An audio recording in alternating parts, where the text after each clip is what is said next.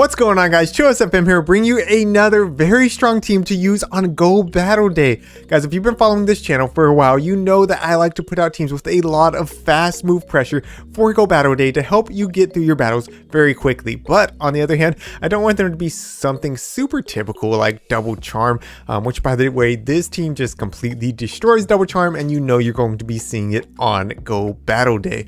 So we'll be jumping into some of these battles really quickly. I did step up the quickness of these games even farther this time by putting nukes on all three of my Pokemon. I am running Brave Bird, of course, on my Pidgeot. I'm running Mug with Poison Jab, Dark Pulse, and Sludge Wave, just because a lot of people don't expect that Sludge Wave, and it hits incredibly hard. Now, you're going to see a lot of them get shielded in this video. Just happened to be the battles that I had today. They did get shielded, but a lot of times they're not going to get shielded, and they're going to do massive damage. And then, of course, on my Ninetales, y'all know I cannot run Ninetales without running Overheat, because Overheat just hits so incredibly hard. So yes, there's going to be a lot of closing power on this team. You're going to be able to get through your games very quickly, and overall, from what I've played with this team, I played 3 sets with it. All 3 were positive. 2 of them were 4-1s. Well, I shouldn't say that. One of them was a 4-1, one was a 3-2, but one of the battles I literally lost. I had a Brave Bird and I was clicking on the Brave Bird, but for some reason it let Machamp just counter me down. Wouldn't let me throw my move. I wasn't in the middle of a gust or anything. It just wouldn't let me throw the move. I don't know. I'm going to try to actually post that video on Twitter sometime later today. So if you are interested in seeing it, head over to my Twitter. So yeah, there it is. Ninetales landing the Overheat nuke to take out Bulky Hypno. Let's go ahead and jump on into some of these other battles. So in this next one, up against Raichu in the Halloween hat. Very, very cool. People are running a little bit more spice right now. It's the end of the season. People are having a little bit more fun. But anyways, I swap into my Muck because obviously my Pidgeot does not want to see an electric type, and they are going to answer with their own Muck. They land the Sludge Wave. I'm also going for the Sludge Wave, and boom, it lands. Puts me slightly ahead of them on damage because of just Poison Jab does more than Snarl. Now, they are going to outpace me. They are going to get to the Dark Pulse here, but I will survive, and I will be able to reach my own Dark Pulse, which means I'm either going to take Shield Advantage or Switch Advantage right here. Let's see what they want to do. They decide to actually give up Switch Advantage, which is interesting. They must have another answer for Pidgeot. Plus, yes, Raichu with energy is very, very scary because Raichu has access to Wild Charge, and Raichu is pretty glassy. So Wild Charge is going to hit like a truck. I have to make a call here. It is the Brick Break Bait. Oh my gosh, say that 3 times fast. Going to go for the Weather Ball because of, Raichu is very glassy. It would probably KO them. And now they're going to be throwing again. So at this point, I'm going to start using my shields, going to shield up the Wild Charge.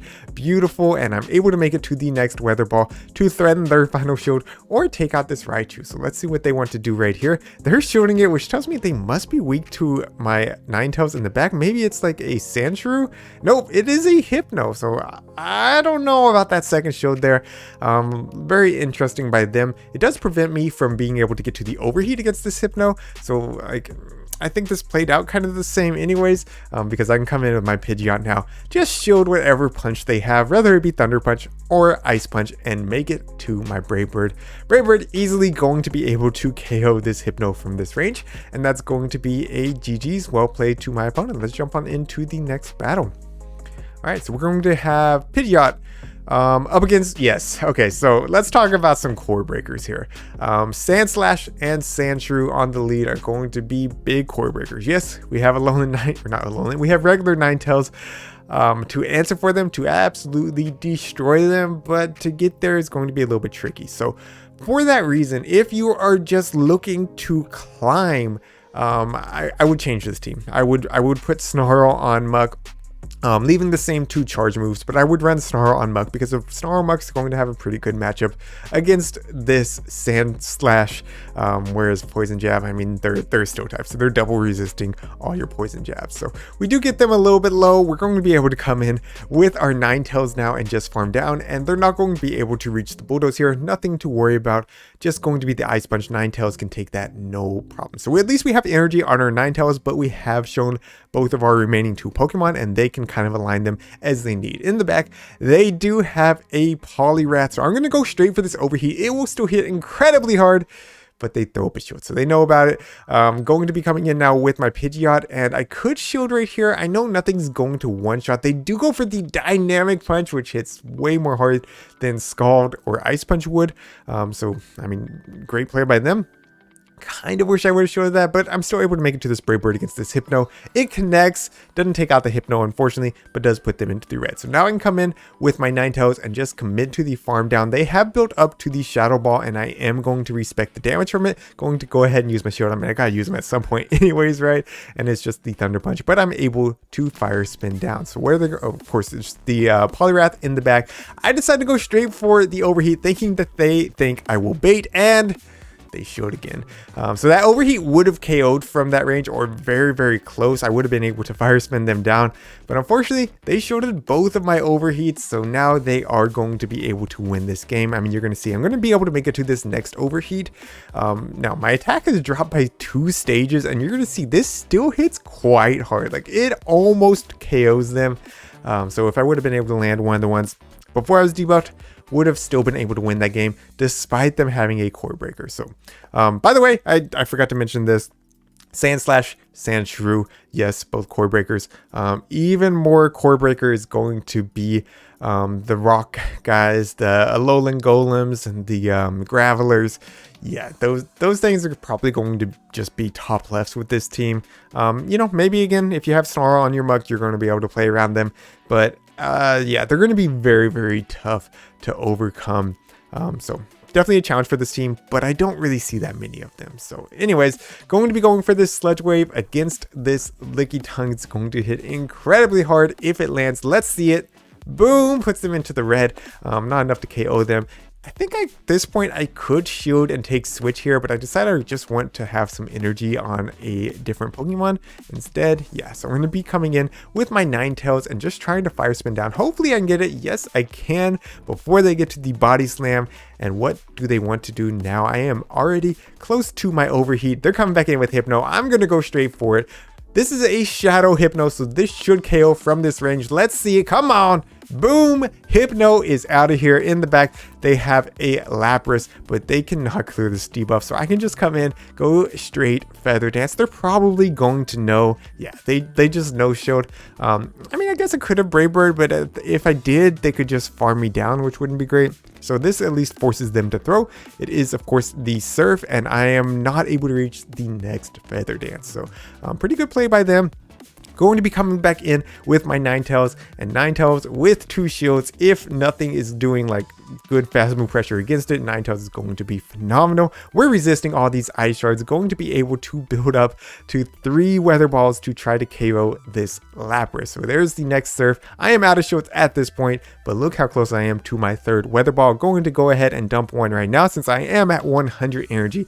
Going to do one more Fire Spin, throw the next weather ball, and as long as they did not CMP tie me on the Surf right here, this should be a 1 game. And even if they did, Ninetales should survive a Surf from that range. Ninetales has a decent bulk, so yep, that weather ball will take out the Lapras. That's going to be GG's. Well played to my opponent. So yeah, my opponent had a pretty bulky team there, but we are able to overcome it with our Go Battle Day team.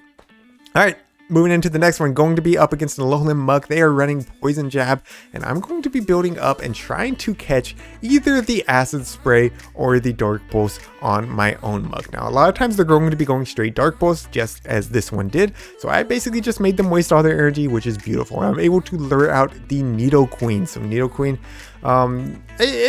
I'll admit, it's tricky for this team.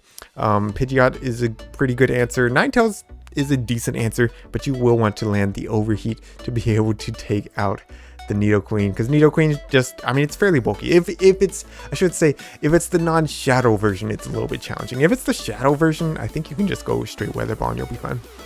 Anyways, going to come back in with my Pidgeot. Went for the Feather Dance thinking that it would KO, but it does not quite do the job. So a little bit of misplay. Could have just Brave Birded and got this thing out of there.